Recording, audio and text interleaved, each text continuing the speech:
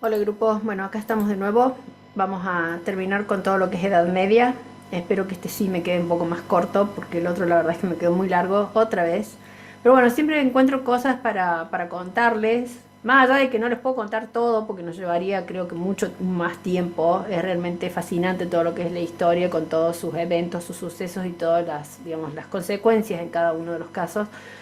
Pero bueno, vamos a ver ahora si el gótico me quedó, espero que sí, un poco más corto.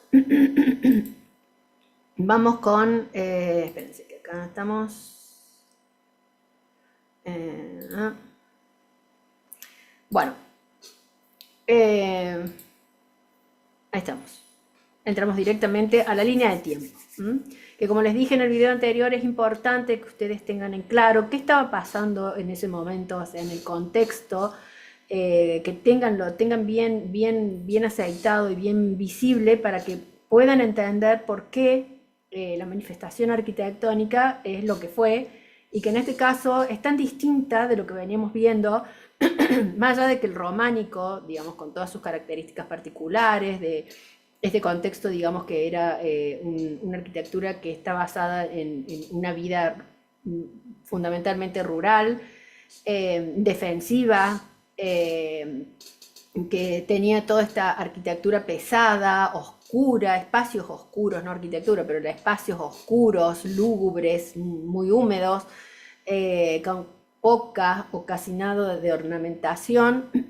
¿Cómo pasamos a un estilo, digamos, dentro de lo que es la Edad Media, cómo pasamos a un estilo tan totalmente diferente, perdón, tan disruptivo, porque el gótico significó una ruptura en todo lo que veníamos viendo desde la antigüedad clásica hasta, digamos, el románico incluido. Y como después, con el Renacimiento, se retoman todos esos elementos, esos factores, esos componentes de la antigüedad clásica y se recrean y se continúan después en estilos posteriores, ¿no? El gótico es como que es una isla, algo totalmente distinto, aislado en lo que es arquitectura occidental.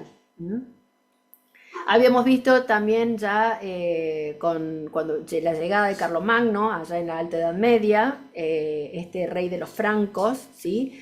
Que había impulsado toda una culturalización, una formación en las personas para que evitar que fueran manipuladas digamos, por el poder o por intereses, digamos, inescrupulosos, y eso genera todo un cambio, además de cuestiones propias, digamos, de la historia en sí, de hechos y de sucesos, ¿no?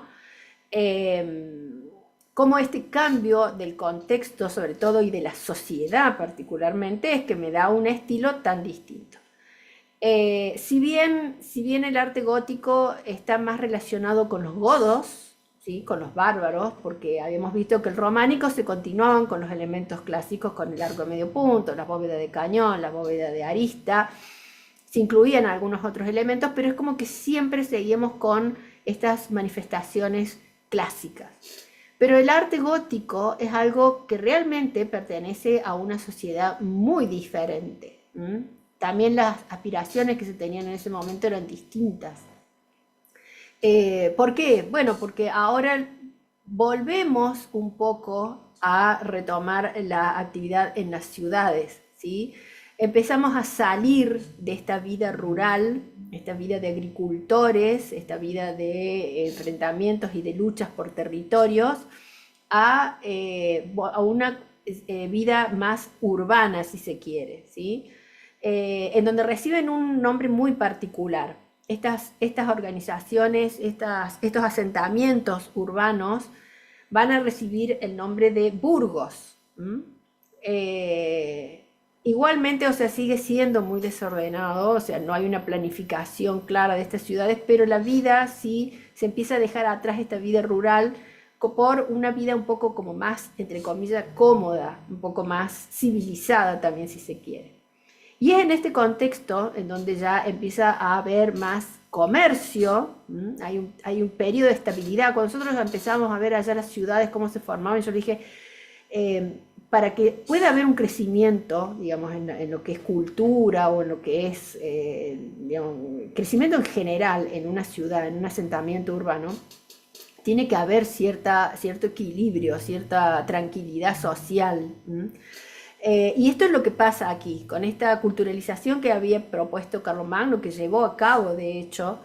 Ya dejamos atrás también las cruzadas, ¿sí? Toda esta época más de luchas, de guerras. Estamos como un poco más asentados en la sociedad actual occidental. Es que se puede pensar ahora sí en algo un poco más artístico, dentro de otros factores. Y en lo económico en particular, empieza a recomponerse el comercio, ¿sí? Ya empieza a haber estos excedentes y se empieza a ver más, digamos, tranquilidad también para poder comerciar con otras regiones cercanas del Mediterráneo. Y este crecimiento en cuanto al comercio se va a dar mucho, sobre todo en la región de Italia, en la región de Florencia, en la región de Milán. Y por el otro lado surge un grupo digamos, de personajes que ostentaban cierto poder económico, que se dan cuenta que podían lograr negocios financieros con el dinero, que hasta ese momento no existía una moneda de intercambio, digamos, general, sino que ahora aparece y se dan cuenta que pueden generar negocios financieros, es decir, prestando dinero. Y nacen así los primeros bancos. Esto lo vamos a ver sobre todo en la región norte de Europa, en la región de Flandes, en la región de Brujas, donde empiezan a aparecer los primeros banqueros.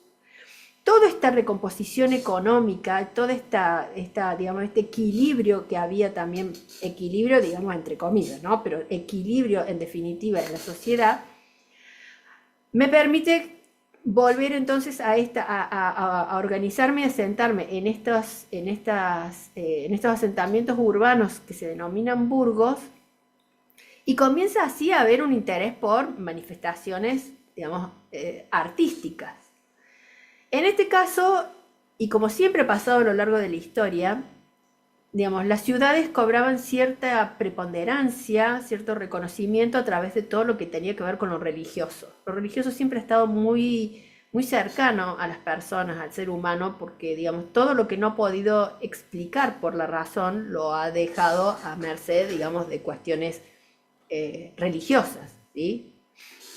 Entonces esto ha marcado en todas las sociedades, tanto en la antigüedad como en esta época, en este periodo de la Edad Media, y después, y inclusive hoy, lo religioso sigue teniendo siempre mucho peso, y sobre todo en la manifestación arquitectónica. Entonces, como ha pasado a lo largo del tiempo, esta preponderancia de las ciudades se da a través del edificio, digamos, institucional más representativo, sobre todo en lo religioso, y que en este caso es la catedral. Es decir, es una nueva tipología que nace durante este periodo y que es lo que me va a servir para, digamos, competir entre ciudades, a ver quién tenía la catedral más grande, quién tenía la catedral más imponente, quién tenía la catedral con mayores recursos, digamos, que la pusieran digamos, en el foco y en la necesidad de que la gente acudiera a visitarlas. Por un lado. Y por el otro lado, otro edificio institucional que vamos a ver que tiene también mucha importancia, pero no tanto como las catedrales. Es decir, cuando yo les pregunte de práctico para hacer el examen, ¿cuál es la tipología, cuál es el edificio representativo del estilo gótico? La respuesta es la catedral. Punto. Es el edificio representativo por excelencia del estilo gótico, la catedral. Pero también vamos a tener como un edificio de gran importancia las universidades, además de otros edificios que ya los vamos a ver al final. Pero el edificio representativo del estilo gótico es la catedral. Vamos a ver también que salimos del teocentrismo propio y característico del románico, en donde Dios era el centro de todo, era a través del cual se erigía toda la vida del ser humano, ¿sí? Y que generalmente era a través de la culpa, a través del castigo. Vamos a ver que ahora en este nuevo periodo, en lo que es la Baja Edad Media, después de la llegada de Carlomagno, vamos a ver que es el antropocentrismo, es decir, es la persona, es el ser humano quien va a tomar, digamos, el rol protagónico, quien va a ser, digamos, el eje en toda la creación. que después ya lo vamos a ver cómo se deriva en el humanismo en el Renacimiento. Pero el ser humano es lo que ahora cobra preponderancia. Por eso vamos a ver también que la arquitectura no solamente está ligada a cuestiones políticas o religiosas, sino a cuestiones culturales básicas, como por ejemplo puede ser, ya dijimos, las universidades, pero también los hospitales, empiezan a aparecer los primeros hospitales, los primeros ayuntamientos que permitían el mantenimiento de estos burgos, es decir, la organización también un poco de estas ciudades, más allá de que no había, de nuevo, no había una planificación en cuanto a diseño urbano todavía, pero había que mantenerlos, había una conciencia de que había que mantener estas ciudades.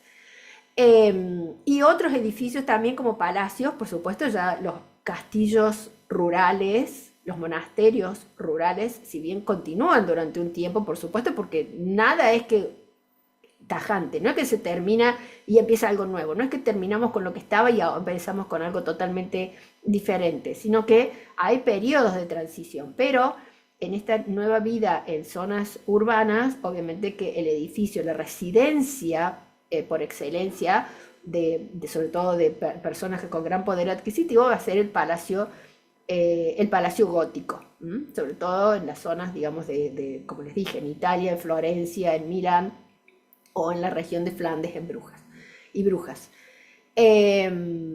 Entonces, estos edificios que responden a necesidades de las personas.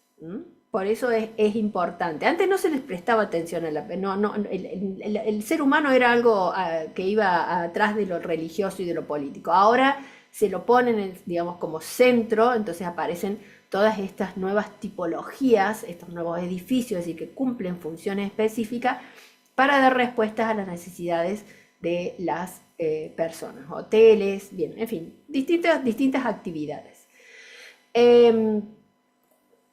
Vamos a ver entonces con este edificio representativo del estilo gótico, cómo realmente hay un interés y una vocación por hacerlas magníficas, imponentes, en donde lo que se buscaba era tratar de unir el cielo con la tierra.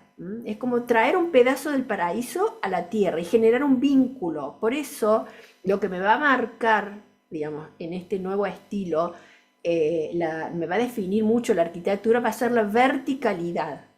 En el románico es un estilo completamente horizontal.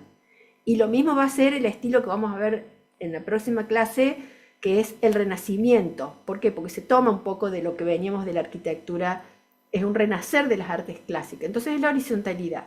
El gótico se caracteriza por la verticalidad, es decir, todo va a estar destinado a que haya como un nexo entre el cielo y la tierra. La catedral gótica representa eso, es el vínculo que existe entre la tierra y el cielo. Además, por supuesto, las dimensiones. Y esto lo podemos ver, por ejemplo, en lo que era la antigua Basílica de Santa Reparata. Fíjense las dimensiones que tiene, que se las mostré en clase, a lo que es después que ya estaba en muy malas condiciones, estaba bastante deteriorada. Entonces se decide en la ciudad de Florencia, en este burgo, necesitan digamos, un edificio representativo, un edificio religioso representativo y que convoque a muchas personas y que se haga famosa la ciudad gracias a este edificio. Entonces hay diversas, digamos, propuestas de diseño para el nuevo edificio religioso y finalmente se construye esta propuesta de Francesco Talenti. Fíjense las dimensiones que tiene, es casi 2 veces y media, yo acá les puse, por eso, esta medida es esta medida de acá, del edificio paleocristiano, esta es la dimensión de la basílica paleocristiana, es casi 2 veces la catedral, 2 veces y media, un poquito más de media, de lo que era la basílica paleocristiana. Es decir, son edificios realmente monumentales. Y a esto se le suma, por supuesto, la altura. Vamos a ver que se incorporan nuevos espacios. En la basílica original paleocristiana, digamos, el espacio que le habíamos agregado era el transepto. Bueno, acá muchas veces ese transepto queda, digamos, escondido por las dimensiones que tiene, porque ahora ya no son solamente nave central y una nave lateral de cada lado. Ahora vamos a tener dos naves laterales de cada lado, es decir, realmente se hacen muy grandes. Y muchas veces entonces ese transepto queda, digamos, escondido o, digamos, incluido dentro de la planta. A veces no, esta, por ejemplo, en la Catedral de Chartres, no, acá se queda, es muy marcado, está claramente definido, se sobresalen los brazos en cruz, pero vamos a ver que en casi todas estas catedrales se agrega un nuevo espacio, que es el espacio destinado al coro. ¿Por qué es importante la inclusión de un coro? Bueno, porque lo que se buscaba de que la persona que ingresara a este edificio realmente se sintiera transportada a un espacio celestial. Esto se va a lograr con el tipo de terminación, digamos, de los muros, se va a lograr con esta indefinición de los espacios, porque ya es como que el espacio fluye, tengo tantas naves, digamos, laterales, perdón, tengo naves laterales, ya no una sola, sino dos, que es como que ese juego de luces y sombras me va generando la indefinición, no sé dónde termina el espacio, ¿m? Y eso a los sentidos afecta. Además, después vamos a ver otros recursos como los vitrales con esta luz de colores, y acá juega un papel, por eso muy importante también en esta, cómo podemos alterar los sentidos a través de la música.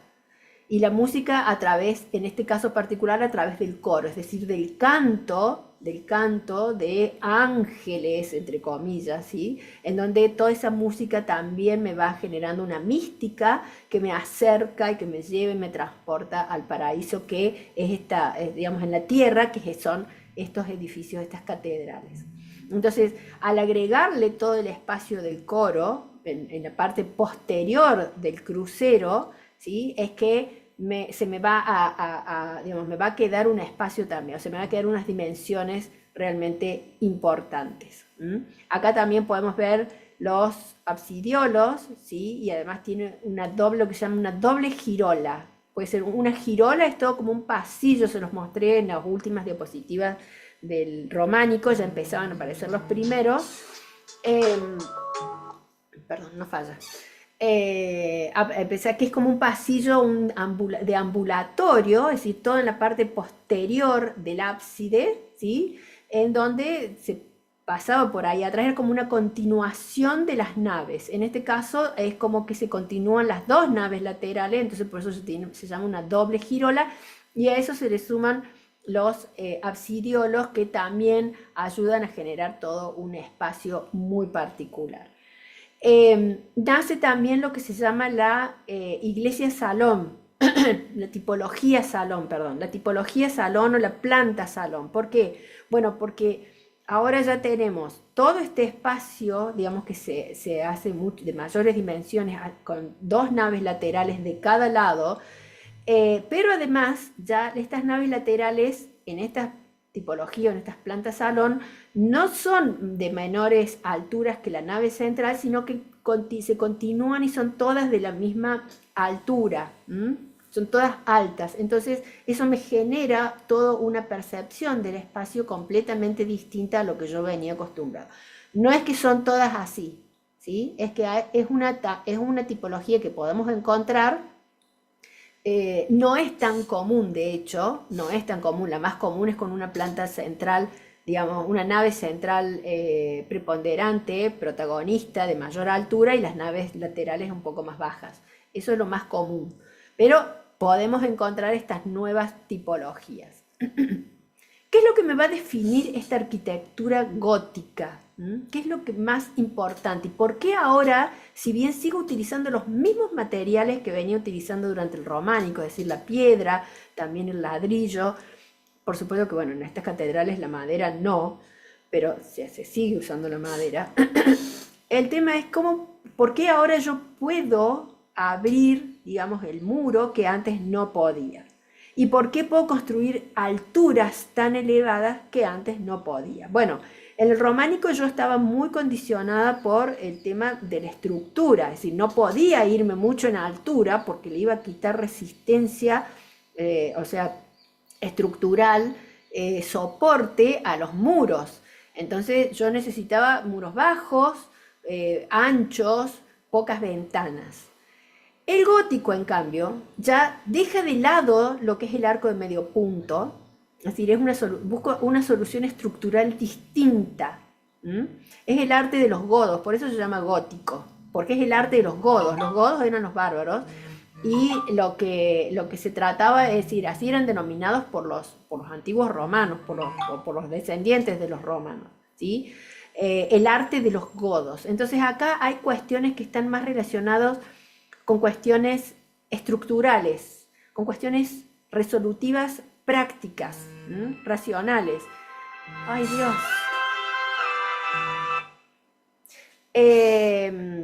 Y no tanto con cuestiones tan ajustadas como veníamos en la época del clasicismo, en donde el arco de medio punto era lo que a mí me marcaba todo y me estaba definiendo. Entonces lo que yo tengo acá ahora es la creación de una nueva resolución estructural que es el arco apuntado. Es esto que vemos acá, o arco ojival.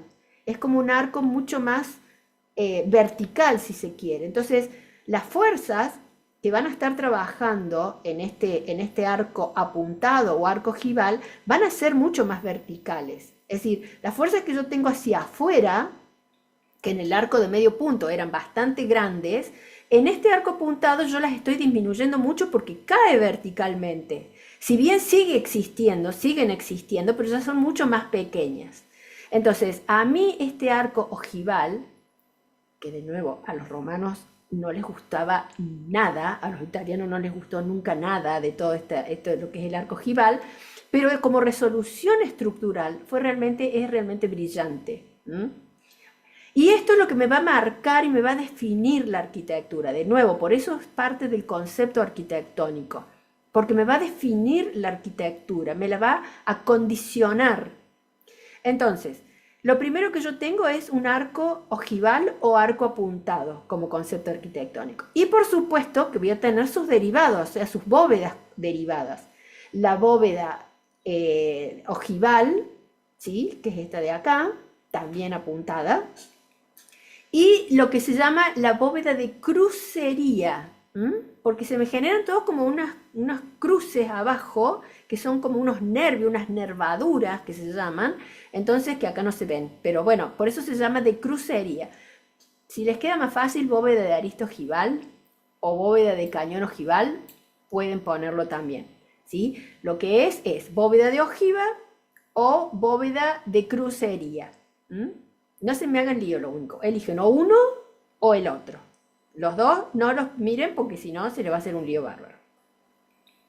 ¿Qué otro elemento me forma parte o me condiciona la arquitectura? Es decir, forma parte del concepto arquitectónico. Bueno, yo de alguna manera, y estas fuerzas, digamos, horizontales hacia afuera que tengo en este arco apuntado, que todavía son importantes, y además, sobre todo si yo quiero construir de mucha altura, de alguna manera tengo que, digamos, contrarrestarlas.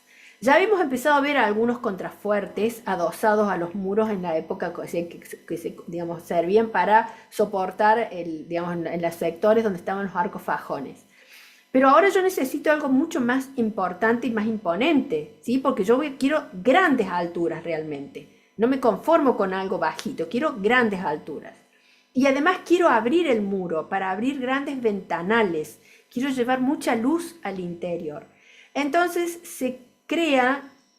idearon lo que se llama el arbotante, que son estas como vigas, estas vigas que ven hacia acá, y las ponen hacia afuera. Y esas vigas, digamos, esos arbotantes, apoyan en botareles o contrafuertes. Entonces, voy a tener como concepto arquitectónico también, además del arco apuntado o arco ojival y sus bóvedas derivadas, el arbotante y el botarel en cuestiones estructurales. Y toda esta estructura va por fuera del edificio, es decir, es como un exoesqueleto, un esqueleto externo, y que le va a dar una característica y una impronta única a estas catedrales góticas. ¿Qué otro elemento me va a marcar o es parte del concepto arquitectónico? Bueno, yo quiero remarcar, de hecho, quiero enfatizar esta verticalidad. ¿Cómo lo voy a conseguir? A través de las agujas. Las agujas son estos elementos verticales, estos como conos que yo tengo, y que normalmente se ubican sobre las torres en la fachada, que las vamos a encontrar. Ya habíamos visto las primeras torres en el románico y ahora se continúan y se hacen mucho más elevadas. Y además le remarco a estas torres que digamos, enmarcan las fachadas con dos agujas. ¿Y qué otros elementos también forman parte del concepto arquitectónico? Los pináculos. Los pináculos que son como agujitas más pequeñas y que los vamos a encontrar sobre los botareles, es decir, sobre los contrafuertes.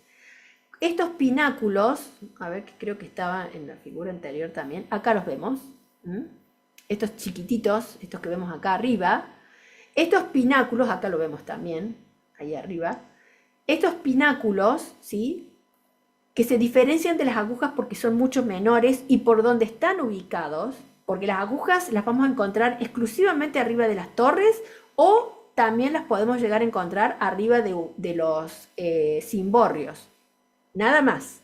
Pero los pináculos los vamos a encontrar sobre los botareles, sobre los contrafuertes, y cumplen dos funciones. Una es una cuestión estructural, porque le dan peso, o sea, ejercen un peso sobre ese botarel como para anclarlo más al suelo, ¿sí?, que no se me abra. Entonces le otorgo peso, lo empujo hacia abajo. Y además también por una cuestión, digamos, de percepción ornamental, en donde me ayuda a esta verticalidad. Es como que el muro fluye hacia arriba, estos botareles fluyen hacia arriba, son como llamas que se elevan hacia el cielo. Entonces me está remarcando y me está enfatizando esta verticalidad que yo quiero tener en estas catedrales góticas. Por supuesto que también esto se ve en el interior, se remarca no solo en el exterior, sino también en el interior a través de los retablos. Acá vemos en una, digamos, muy simple, marcado todos los elementos principales estructurales, el arco ojival, el arco apuntado, las bóvedas de ojiva también, el arbotante, el botarel o contrafuerte, el pináculo. Acá me estaría faltando las agujas que, bueno, no aparecen, pero bueno, acá se ve. Y lo otro que les remarqué acá, que también les quería mostrar, es, digamos, lo que es la proporción. Esto, fíjense las alturas que tenemos en estas catedrales góticas comparadas con la altura que tiene una persona. Entonces imagínense en la gente de esa época ingresar a estos edificios en donde, digamos, gente de muy bajos recursos, con casi nada de educación, entrar a estos edificios era realmente como entrar a un lugar mágico. Primero por la altura, porque son inmensas, o sea, todavía hay muchas, son inmensas en cuanto a altura, pero además todo el tratamiento de ese espacio interior realmente los transportaban a un espacio, digamos, celestial. ¿Qué otros recursos y elementos son característicos y propios del gótico? Y que me lo están definiendo también de alguna manera. Bueno, primero el rosetón, que ya también les dije, pregunta de práctico, parcial, examen. ¿Qué diferencia hay entre un rosetón y una ventana circular? Bueno, el rosetón es una talladura en piedra. Es una talladura en piedra que puede estar cerrada con vidrios, ¿cómo se llaman? Con vitrales, pero en particular un rosetón es una talladura en piedra, es tracería. Entonces esa es la diferencia con una ventana circular, que es un espacio circular cerrado con vidrio. Puede estar cerrado con vidrio, con vitrales, sí, pero si no tiene la talladura como la vemos acá, entonces es una ventana circular, no un rosetón. Bien, entonces la talladura está en piedra, este rosetón que normalmente está en las fachadas, en la fachada principal de estas catedrales.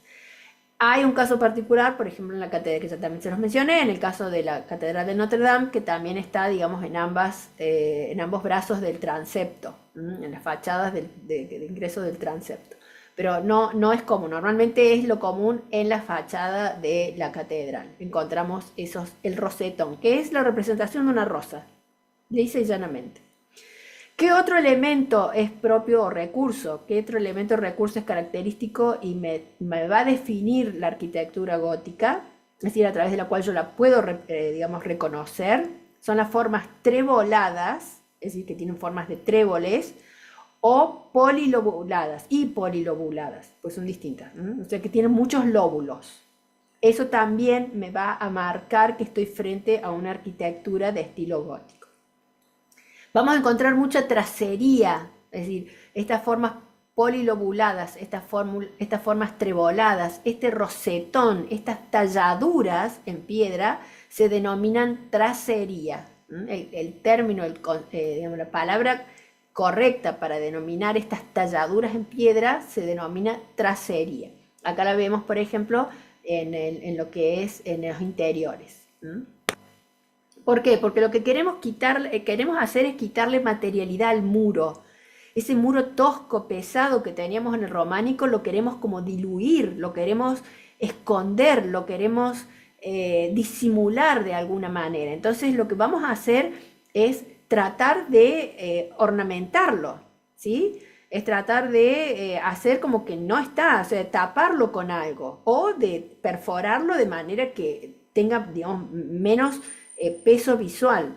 Entonces eso lo vamos a lograr a través de esta tracería, ¿sí? Y también después, por supuesto, del uso de la luz. Otro de los elementos a través de los cuales, y que esto se lo vamos a encontrar mucho en el exterior de estas catedrales góticas, son los gabletes. Que son estos elementos de forma triangular que normalmente los vamos a encontrar sobre los portales, así como las chambranas las veíamos en la época del románico sobre los portales y los vanos de las ventanas. Bueno, el gótico, como quiere lograr verticalidad, no acompaña el arco. Lo que hace es remarcarlo y enfatizarlo. Entonces le pone estos gabletes, estos elementos triangulares, que es como que enfatizan esta verticalidad, es como que se continúan hacia arriba. Entonces lo vamos a encontrar normalmente estos gabletes sobre los portales o sobre los vanos de las ventanas para remarcar la verticalidad.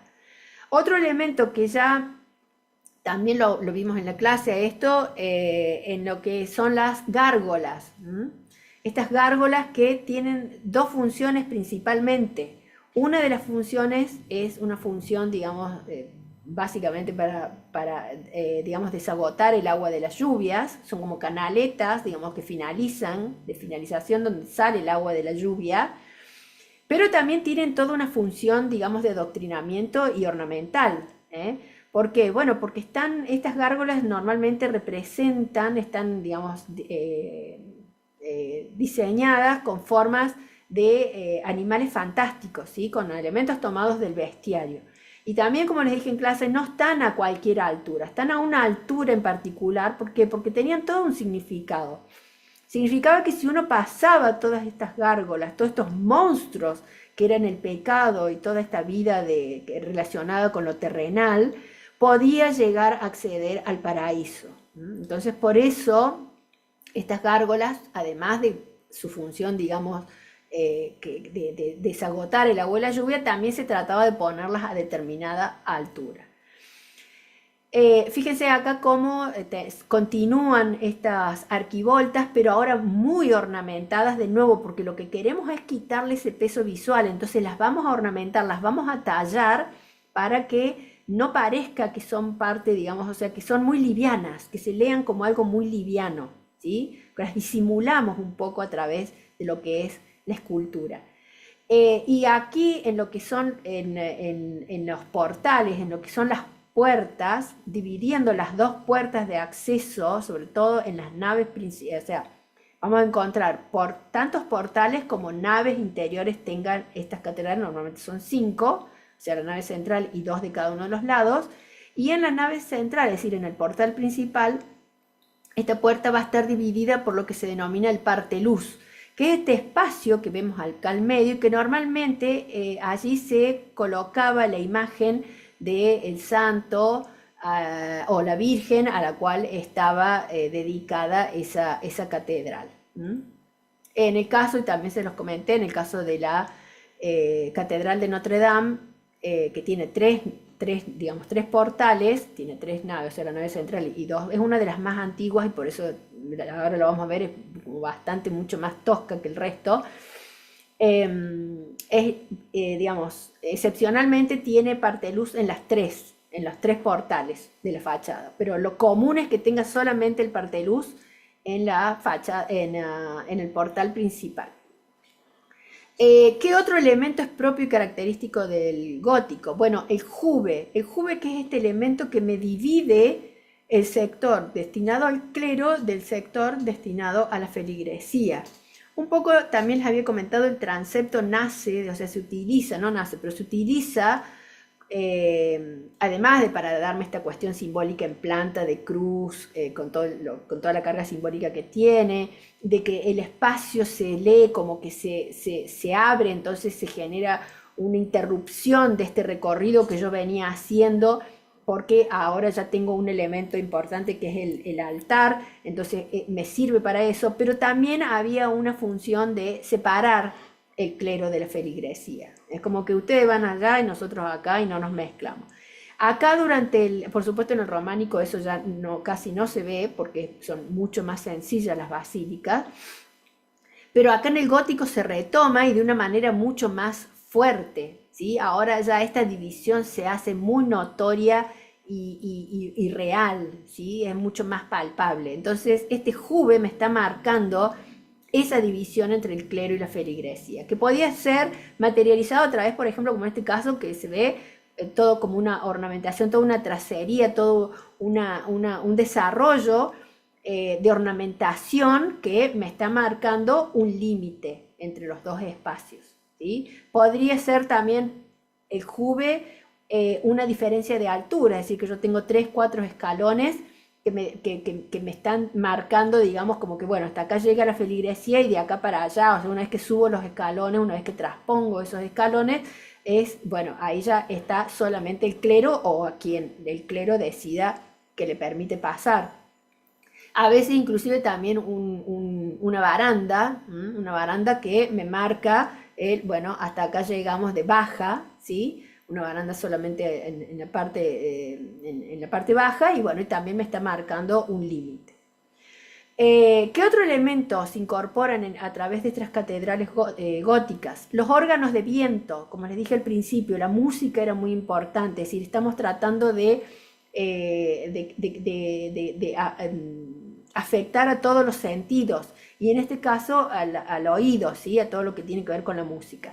Entonces, además del coro, de estos cantos celestiales, le agregamos estos órganos de viento que eran traídos de Oriente, que acompañan el canto de este coro que estaba ubicado en la parte entre el crucero y el ábside.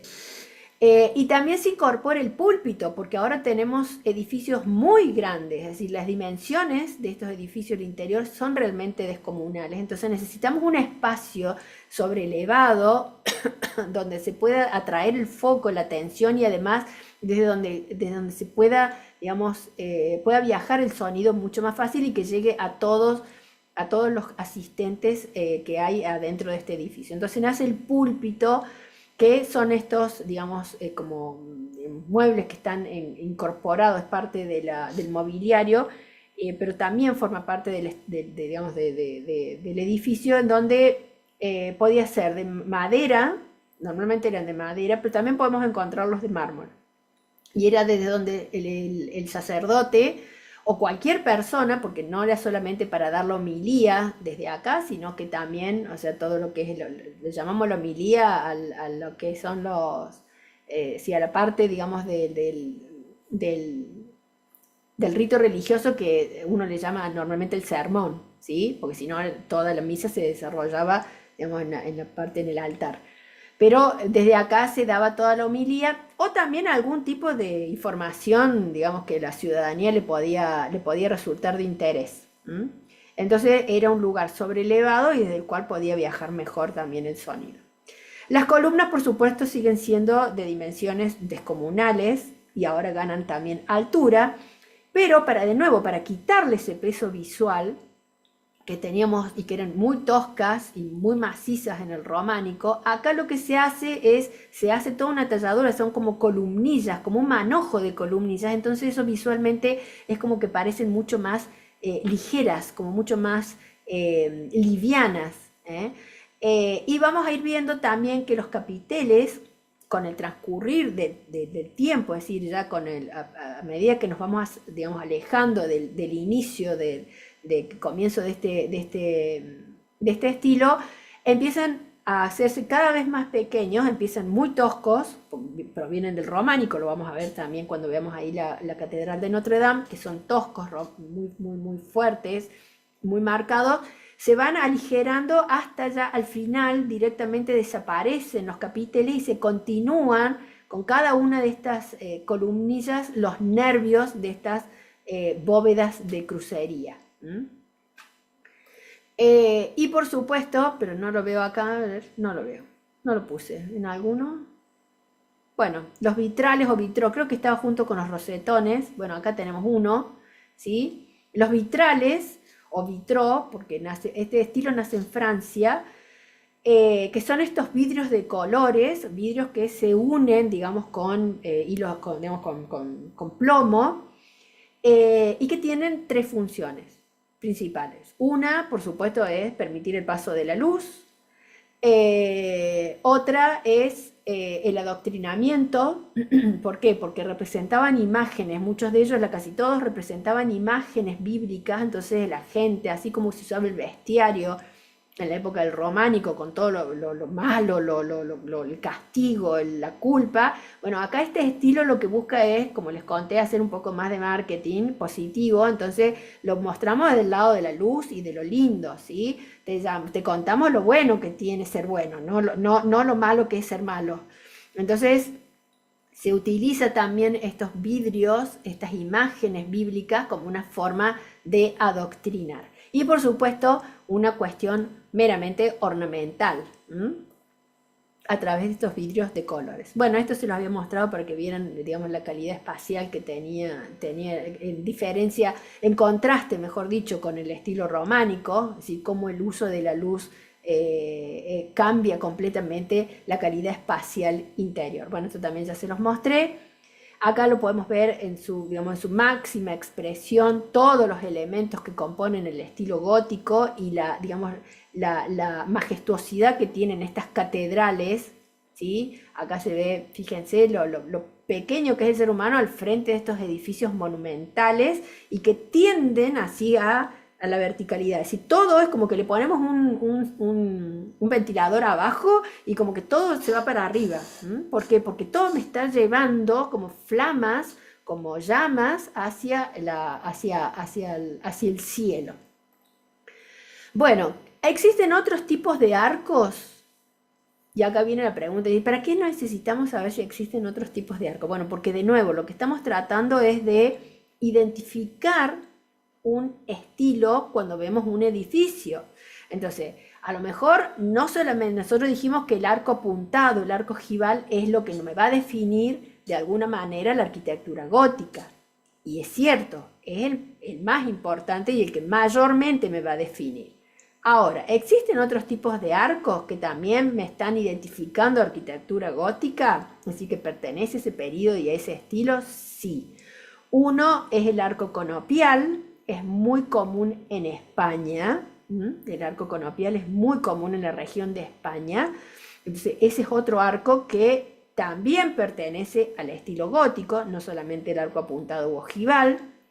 El arco lobulado, también de España, mucho en la región de España, digamos mucho por la influencia mora que tuvieron, pero también ellos conocían ya de la antigua Roma un poco este arco, pero se hace mucho más evidente en la región de España por esta permanencia de los moros. Y también el arco Tudor, que el arco Tudor es muy común en toda la región de Inglaterra, en Gran Bretaña, ¿sí? Entonces, en toda esa región, el arco Tudor, que es como un poco más achatado, también pertenece al estilo gótico. Me va a estar identificando un edificio de arquitectura de estilo gótico.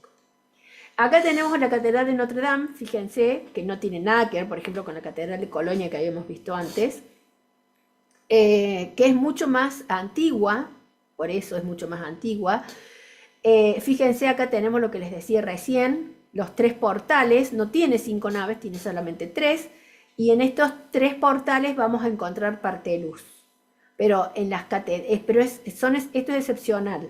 El parteluz lo vamos a encontrar solamente en las catedrales góticas, lo vamos a encontrar solamente en la nave en el portal de la nave principal, es decir, en el portal principal.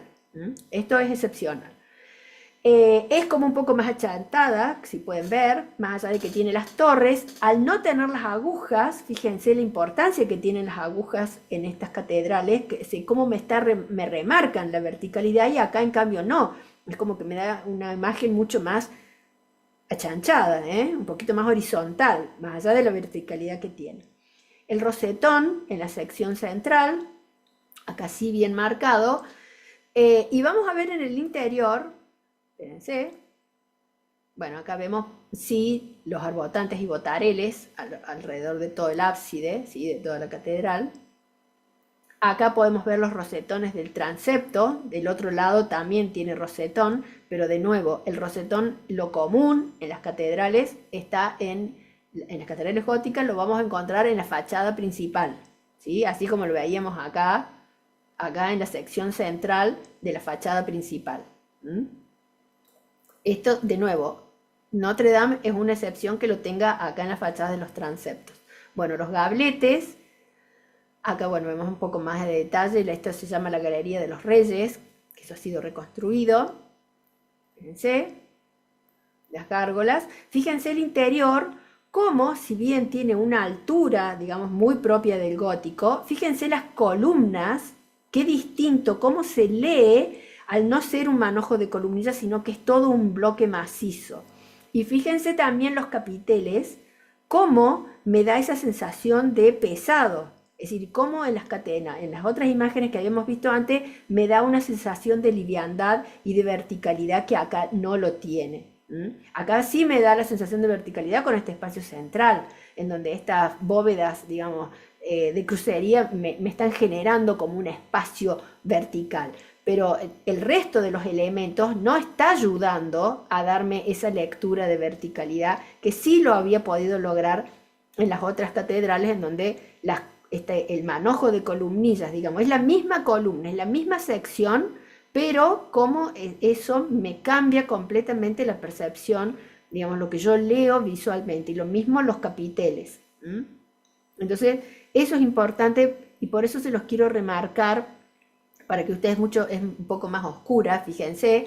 ¿Por qué? Porque bueno, me abre a estas naves laterales que, digamos, tienen una cierta continuidad, pero es un poco más oscura, y no como vamos a ver en otras catedrales que, digamos, la iluminación, o en la Catedral de Colonia, incluso cuando vimos ese ábside todo iluminado, qué diferente se lee el espacio con toda esa luz particular. Acá es como que hay un juego más de luces y de sombras, ¿sí? Es como que juega un poco más con la penumbra y lo tenebroso y al lado de la luz. Es distinto, pero, digamos, el gótico se caracteriza por la apertura de la luz, por mucha luz. Bueno, esto por supuesto es el otro extremo, la catedral de Chartres, en donde, perdón, la Sainte-Chapelle es esta, no es la catedral de Chartres, olvídense lo que dije, es la Sainte-Chapelle, en donde ya las vidrieras, digamos, todo lo que tiene que ver con estos vitrales son protagonistas, y por supuesto, fíjense la lectura que se da del espacio, es decir, la vivencia de ese espacio es completamente distinta a lo que veníamos viendo recién. Es realmente magnífico. Y bueno, y después otros ejemplos, para que ustedes vean el cimborrio que en algún momento les comenté, cómo se va, digamos, haciendo también, cómo va creciendo en altura, porque acompaña esta verticalidad, se va ornamentando, se le va quitando peso visual también, no es un bodoque, un masacote, digamos, como era en la época del románico, sino que es algo que parece muy ligero, con esta tracería que se le hace en todo el tratamiento de estos muros del cimborrio, y todos estos como pináculos que se colocan, además por supuesto de estas agujas que además están perforadas en este caso, lo cual me da todavía una sensación de mayor ligereza. Acá los tenemos a los pináculos también, el rosetón, es decir, una serie de elementos que son los que me van a marcar y remarcar y enfatizar la verticalidad que caracteriza a este estilo. Y bueno, acá los gabletes ya con mucha tracería, es decir, muy, muy ornamentados, muy tallados. Entonces, ¿por qué? Porque se le quiere dar esta sensación de ligereza. No se ve el muro, cada vez veo menos el muro y cada vez veo más elementos ornamentales. Entonces eso le quita peso visual, digamos. visualmente le quita peso, o sea, tengo más cosas para ver, es decir, recargo visualmente, pero es como que me da la sensación de menor peso, que es lo que yo quiero lograr en esta arquitectura, que es como que me estoy despegando de la tierra para llegar al cielo, ¿sí? Bueno, acá se ve también un parte luz. Bien, ¿qué pasaba con el gótico en Italia? Bueno, obviamente a los italianos no les gustaba nada, porque era el arte de los godos, ¿sí? Y eso lo vimos en clase, así que la arquitectura que vamos a ver gótica en Italia, el interior por supuesto, esta es la Catedral de Florencia, que es la que veíamos la planta, ¿sí? Santa María del Fiore, que veíamos la planta en la primera diapositiva, ¿sí? Eh, Vamos a ver que tiene muchos elementos que toman del clasicismo, sí, tiene el rosetón, que es propio del gótico, sí, pero tiene otros elementos que no tienen nada que ver, el arco de medio punto, acá fíjense, no, nada de arco puntado, acá le simulan acá como unos gabletes como para dar un poquito más de sensación de verticalidad, pero en general es una arquitectura que ellos no acompañan, ¿eh? No acompañan mucho. Acá tenemos un ejemplo, fíjense, una ventana circular, y qué distinto que es, digamos, la percepción de esta ventana circular a lo que es un rosetón. Entonces, fíjense las diferencias, por eso esto se los remarco, por eso cuando siempre les digo, estudien no solo lo que leen, sino que miren y entiendan lo que miran, comparen, porque no es lo mismo mirar esta ventana circular, es decir, el mensaje que me está dando, cómo yo lo percibo a eso, si yo tuviera acá, por ejemplo, y traten de imaginárselo, un rosetón, es decir, una talladura con con los vitrales. Por supuesto que eso le quitaría muchísimo más, o sea, me daría una lectura completamente distinta. Bien, bueno, esto era más que nada para mostrarles otros ejemplos en Italia de cómo, digamos, ellos acompañan un poco, ¿sí? El estilo gótico, pero no es para nada esa marcada verticalidad, ni tampoco los elementos propios y característicos del gótico, ¿sí? Fíjense, bueno, acá esta fachada, la Catedral de Milán, que no, o sea, es clásica, clásica. No, casi, no. Acá encontramos algunos elementos, acá un arquito puntado, acá unos pináculos, pero lo que rige, si uno la ve así en general, y de nuevo, si la comparamos, por ejemplo, con con la Catedral de Rouen, por ejemplo, que veíamos recién con ese cimborrio todo en altura y esas agujas, o la Catedral de Colonia, uno la compara con esta catedral y esta catedral tiende la horizontalidad, no a la verticalidad como es lo propio y característico del estilo. En Inglaterra, que habíamos visto que tenían su propio arco, el arco Tudor, ellos sí respetan digamos, esta altura que tiene el estilo, esta apertura de los grandes ventanales, es decir, lo hacen todavía aún más marcado con los ventanales estos con vitrales.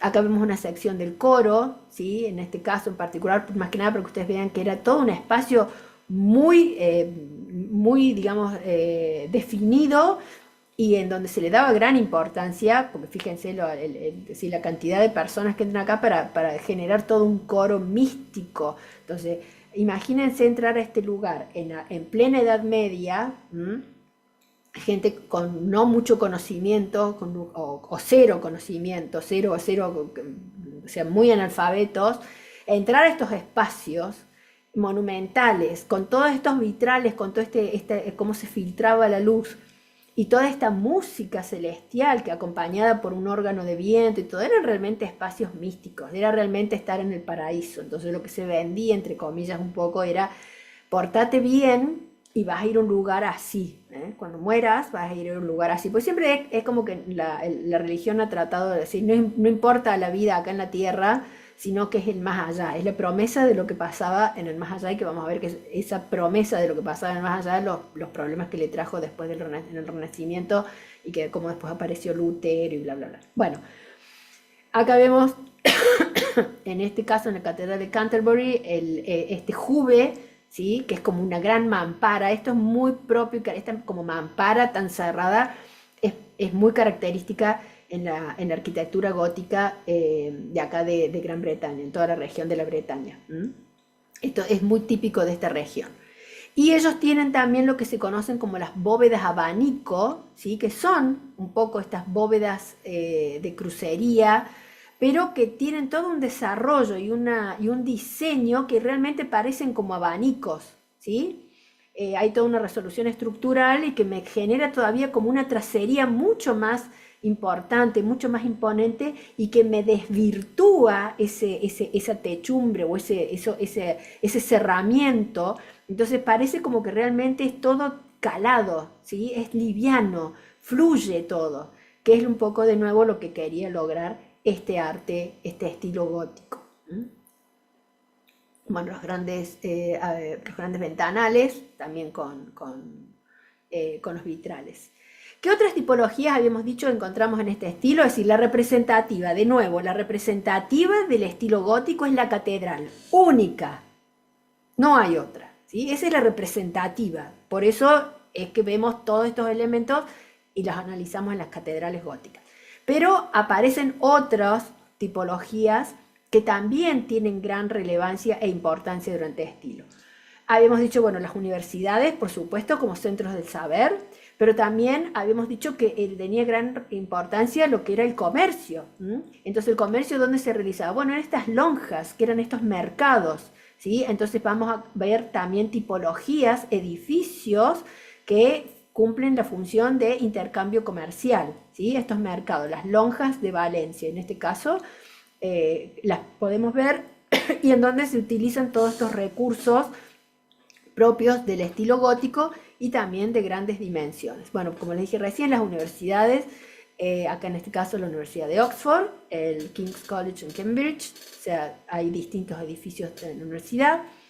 En los hospitales, el hospital se llama el Hotel Dieu de Bonne, perdón por el francés, me mata si me escucho en francés, pero que no es nada más y nada menos que un antiguo hospital, ¿eh? Es un hospital, fíjense, con todos los elementos propios y característicos del gótico. Acá podemos ver las formas polilobuladas, ¿sí? O el arco lobulado si se quiere, ¿sí? Y bueno, acá estos que simulan como pináculos y como que toda la arquitectura fluye hacia arriba. Bueno, acá podemos ver los arcos conopiales, es decir, por eso podemos darnos cuenta que es arquitectura gótica. Los ayuntamientos, ¿sí? El Palazzo de la Comuna, que es en Italia, fíjense, también con esta torre que me está remarcando todo el gótico, si bien tiene estas almenas, un poco todavía se toma de lo que era la arquitectura esta defensiva rural, ¿sí? De los castillos, de los monasterios, pero fíjense acá todas las ventanas con los arcos lobulados o arcos apuntados. Fíjense acá también el otro, el Palacio Vecchio, también de estilo gótico, y otros ayuntamientos ya más en el norte, como les dije, en la zona de Flandes, Brujas, en todo lo que era la actual Bruselas, ya es mucho más, digamos, más imponente, mucho más característico, digamos, del gótico, mucho más ornamentado. Fíjense cómo se trata de quitarle peso, digamos, visual a lo que es, digamos, desvirtuar el muro. Palacio de Justicia, hoteles, el Hotel de Sens y los palacios, ¿sí? Porque ahora ya las personas, o sea, el señor feudal, todavía en época de transición, acuérdense, no es que terminamos con una cosa, lo matamos y lo dejamos allá y destruimos todo lo que estaba, no, hay una transición, ¿sí? Entre lo que había y lo que hay. Bueno, entonces todavía la gente de poder adquisitivo, estos comerciantes, estos banqueros, así como el señor feudal vivía en el castillo porque era el que manejaba toda la parte política, social y toda la economía en ese momento en las zonas rurales, bueno, ahora estos banqueros, estos comerciantes, son los que tienen que ver con el poder económico. Entonces viven en palacios, en estos burgos, viven en palacios y estos palacios por supuesto responden a este nuevo estilo gótico, que si bien acá por supuesto tienen mucha horizontalidad, pero los elementos, los recursos con los que están ornamentados, acá fíjense el arco apuntado, acá todas estas formas polilobuladas y demás, me están marcando que pertenecen al estilo gótico. Palacio Justinian también, el Cador en Venecia, ¿sí? También Venecia, una de las regiones de comercio más, el mercader de Venecia, después se hizo la obra esta, la ópera, Entonces, bueno, toda esta región, por supuesto, está muy marcada por el comercio y, por supuesto, también por una arquitectura propia de este estilo. Bueno, y esto que les dije, más que nada, si lo quieren ver para que vean un artista, un fotógrafo, lo tomó, digamos, relevó todo durante todo un día, digamos, cómo pasaba la luz a través de estos vitrales, ¿sí? Esto ya también les dije, la Catedral Nacional de Washington es neogótica, ¿sí? No es gótica, es neogótica, porque es construida, por supuesto, fuera en un periodo del siglo XIX, o sea que nada que ver con, o sea, no es gótica gótica. En América no tenemos gótico, de hecho, tenemos todos neogóticos.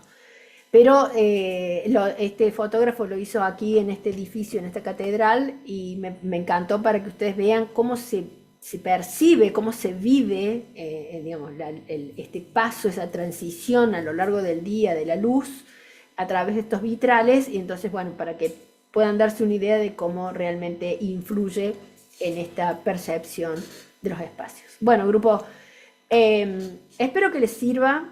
De nuevo, cuando estudien, traten siempre de estudiar con todo junto, imágenes, texto, eh, fíjense en todo lo que es la terminología, es importante, de nuevo, que lo manejen, más que importante, es fundamental que lo manejen a todo eso.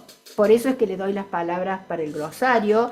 No se dejen estar, porque voy a empezar a preguntarles en los prácticos. Lo primero estuve más condescendiente, dije, si les llego a preguntar algo, todavía por ahí, que ya vi ayer, que se ve que hay gente que todavía no sabe que tenemos un glosario.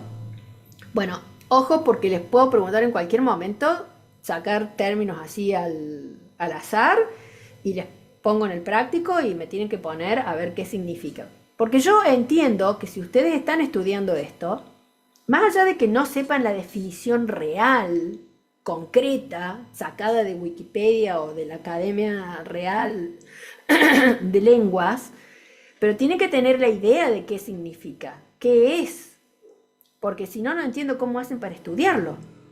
Si estamos hablando de un arbotante, y bueno, ustedes me tienen que explicar, aunque sea con sus palabras, qué es.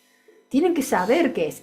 Por eso les sugiero, cuando estudien, si hay algún término, si yo lo estoy diciendo, bueno, el arbotante y el botarel, porque a veces me lo repiten como loro. Bueno, ¿y qué es un arbotante? Porque cuando ustedes vean lo que es un arbotante, es decir, cuando ustedes empiezan a hacer preguntas y empiezan a encontrar respuestas, esas respuestas le van a generar nuevas preguntas. Y así. Eso es estudiar. Estudiar es investigar, es ocuparse y leer y averiguar.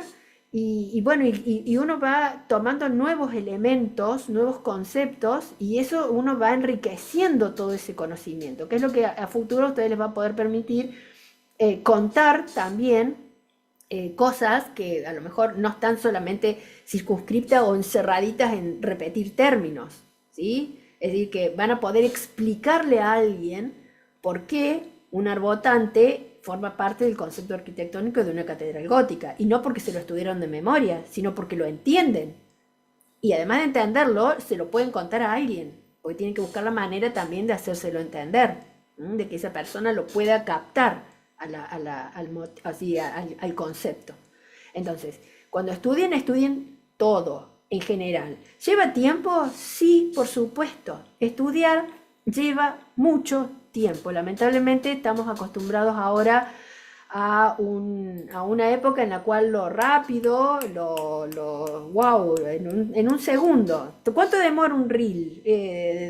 30 segundos. Demoró más de 30 segundos, estoy diciendo mucho, 15 segundos. Demoró más de eso, chao, me pasé a otro. De hecho, siempre dicen, en 2 segundos tiene que uno captar la atención de la persona, porque si hizo clic y siguió, ya lo perdí. Bueno, dejemos un poco de lado eso con el tema de estudio, porque si no vamos a volvernos todos soquetes y burros. El estudio lleva tiempo, lleva dedicación, lleva esfuerzo, palabras que están quedando en el olvido, porque hoy es todo, no, manifestemos, no nos esforcemos, manifestemos. Bueno, qué bueno, ojalá podamos manifestar, pero cuando después vemos los resultados, nos pasa que, por más que uno quiera manifestar, si no estudió, quedó ahí nomás. Entonces, lo que yo les sugiero es, pónganse con ganas, pónganse con tiempo, dedíquenle esfuerzo, ocupen todo, escriban, ocupen todo el tiempo posible, escriban, desarrollen. Si no tienen ganas de escribir, grábense. ¿No tienen ganas de escribir? Bueno, grábense, háblenlo. Cuéntenselo a la cámara de su notebook, de su celular, de lo que sea, si no tienen a algún pobre cristiano al frente que a quien torturar. Grábense, cuenten ustedes a la cámara las cosas. Y después escúchense. Escúchense a ver si realmente se entienden lo que dijeron.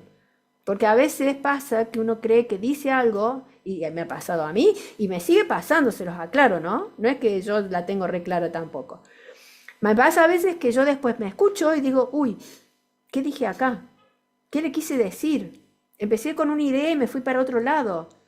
O terminé diciendo una cosa que no tenía nada que ver. O acá me confundí, por eso esa vez les pregunté, ¿qué les dije ese día? ¿Les dije que era bóveda de arista o bóveda de crucería? Porque me vive pasando que me equivoco.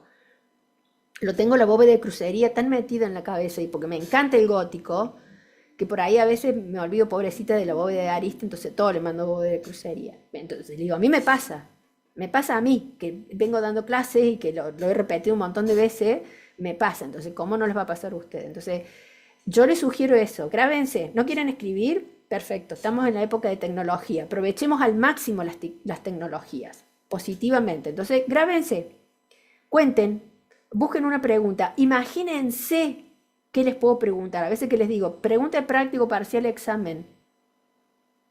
Bueno, contéstense eso. Ya tienen, por ejemplo, una idea con el primer práctico que les dije. Bueno, usen la última pregunta para describir una basílica paleocristiana. Cuéntenselo a la cámara y después escúchense.